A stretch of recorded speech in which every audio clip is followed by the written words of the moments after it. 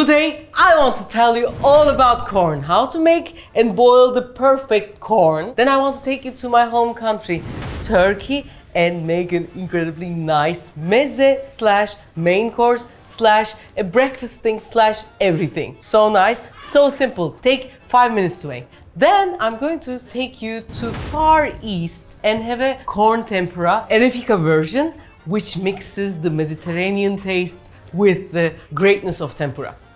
So let's start. Boiling the corn. In Turkey, we do corn in two ways, either boiled or charcoaled. Charcoaled is also nice, it's one of the street foods. Boiled as well. What we do, we boil it and then we put it in its own stems, put the salt, and that's one of the most favorite street foods in Turkey. How do you make it at home? The tips. First, very important, the water. If your water is hard, high in chloride or high in lime, then the taste goes unfortunately to the corn and it's not so nice. So soft water is good. Then add a bit of salt, not too much. If it's too much, it ruins the cells. If it's too little, the taste of the corn doesn't get out. How to boil? Don't boil the corn in a pan, boil it in a pot or ideally pressure cooker. Because when you want to boil it in a pot, what happens? You put water. You have to put a lot of water and it will take at least an hour for it to boil. Then the water evaporates. If you put the lid on and close it, in a short time it will start to boil and toss and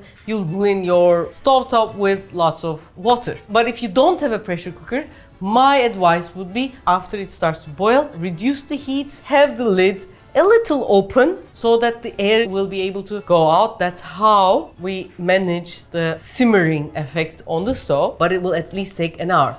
In the pressure cooker, a good one will take probably a half an hour. I use Karaca and Fisler, they're around the same time. But if yours is an old pressure cooker, probably it's gonna take at least 40 minutes to cook. Of course, it depends on your corn again. After it's done, it's cooked, you turn it on and you check it one piece, whether it works, it's nice. Turn the heat off.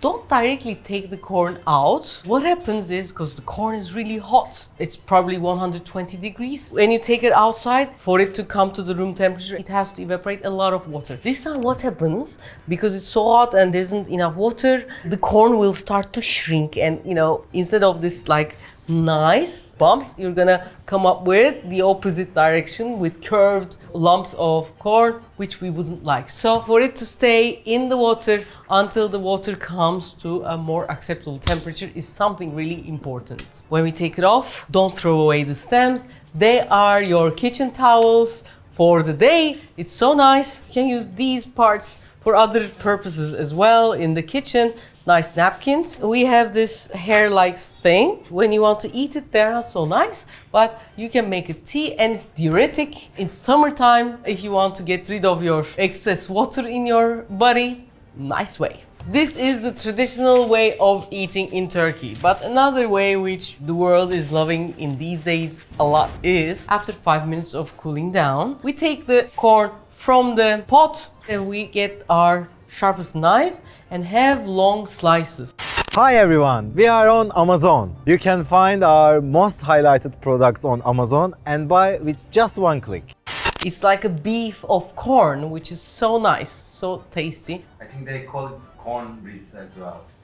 They call it corn ribs, okay. You can eat it directly with a bit of salt. I have here my herb salt, which is thyme, basil, rosemary, and garlic together. You can make it yourself. This is flaked and so nice. You can use a herb salt or some salt that you might really like. To make your own salt, it's so easy. If you want to, for example, make a chili salt, have the chili peppers and the salt, grind them together and voila, you get the salt, which is also chili. And the taste of the chili hits you well and goes away fast. When it's a dried herb, it hits you in a longer amount of time and doesn't go away easily. Something interesting. Then before I want to move on, there is the urban legend about cooking the corn in milk. Yeah, we have tried it. The taste doesn't go even like 10% better and the milk is getting more and more expensive. The carbon footprint of milk is really high, so no need for using milk in this situation. The milkiness comes from a nice good corn.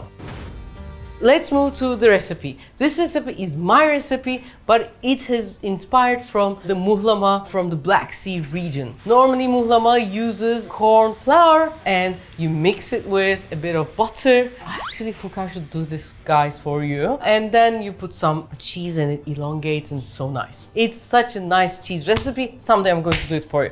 But this one, I'm going to make it in a simpler way. For this one, we need a pan and then we put some butter or olive oil. My team goes for the butter, I go for the olive oil, both all good. Then we put a bit of garlic and then we put the corn in. We fry it for about 1 minute. All together, the garlic taste goes to the corn. For that, we put some red pepper, which is hot, nigella, a bit of salt. All together, mix it really well. When it starts to smell really nice, turn the heat to the lowest and have your cheese on. 60 grams of cheese makes a huge pan of niceness. Then a bit of nigella, a bit of more corn and some red pepper. We close the lid of the pan for about 2 minutes in simmering and voila, it's ready to eat. You can directly put it in the serving table with a bit of bread near it. Take it off and it's so nice. It's really great any time of the day.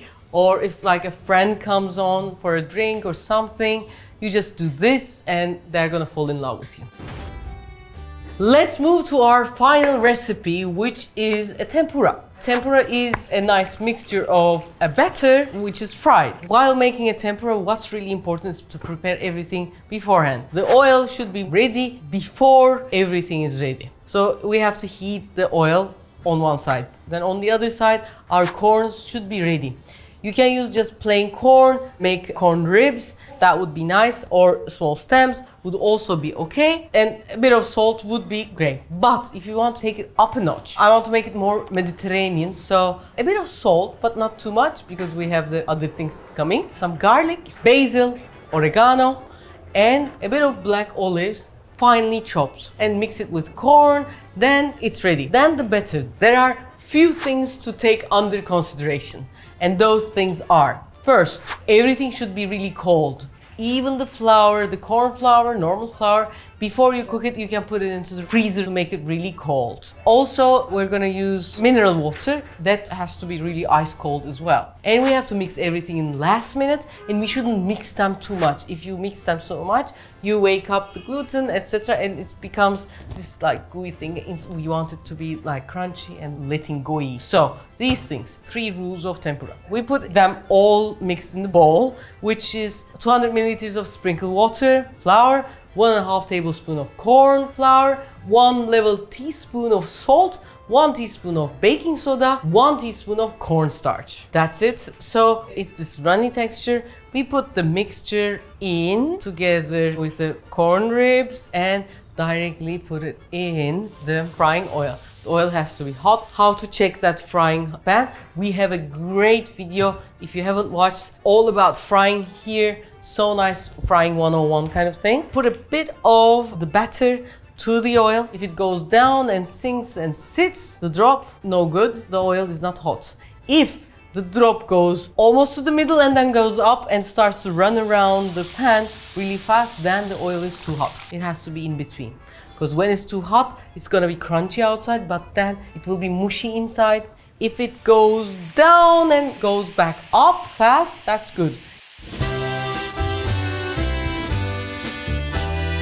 Hope you enjoyed the recipes. We wanted to combine few corn recipes with the team. We were really excited about it because we haven't done anything on the channel about corn yet. If you have enjoyed and watched it so far, I want to ask you one final favor. Share the video, like the video, and a small comment, because each like, each comment, each share makes a whole lot of difference. For us, we are on the harder part of the world, so all your support would be so great.